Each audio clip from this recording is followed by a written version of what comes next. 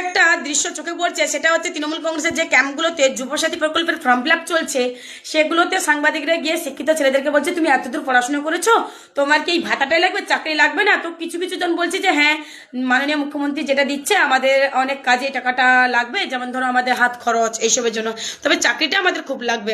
তো এই চাকরি লাগবে, কারণ অনেকের মুখে দেখেছি বারবার চাকরি চাকরি।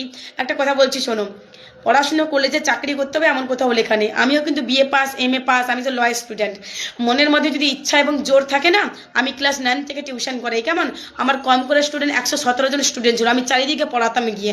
হ্যাঁ, এখন একটু কমেছে, তবে যেটা চলছে সেটা এবার মোটামুটি চলে যায়। হ্যাঁ, আমি জানি এখানে বলবে যেহেতু তৃণমূল কংগ্রেসের পঞ্চায়েত মেম্বার, তুই জেনারেল সেক্রেটারি তৃণমূলের ব্লকের, তো সেখানে তোর আর কি দরকার, তো এমনি এমনি চাকরি হয়ে যাবে। একটা কথা বলছি শোনো, যে দাদাগুলো আমাকে বলো চাটাচাটি করার কথা, আমি যদি বাস্তবে সত্যি চাটাচাটি করতাম তাহলে তো কষ্ট করে আমি এত টিউশন করাতাম না। এখনো পর্যন্ত আমি টিউশন করি, তোমরা জানো সবাই।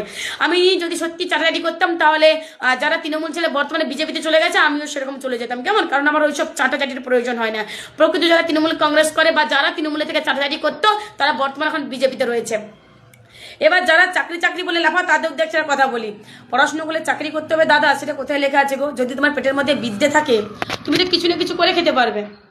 আচ্ছা, তুমি একবার ভাবো তো, তোমার পেটে যদি বিদ্যে থাকে, তুমি যদি কোনোদিন ব্যাংকের বাইরে গিয়ে বসে কারো ফর্ম ফিল আপ করে দাও 20 জনের, যদি 20 টাকা করে তুমি না একটা ফর্ম ফিল আপ করতে, তাহলে সেখানে কত হচ্ছে? 400 টাকা তোমার ইনকাম হচ্ছে।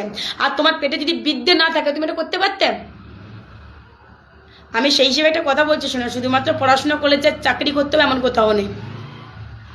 পেটের মধ্যে বিদ্যেটা থাকা দরকার, খুব কিছু হোক কিংবা না হোক, বিশেষ করে অন্যায়ের প্রতিবাদ করার জন্য, যাতে তোমাকে কেউ ঠকাতে না পারে।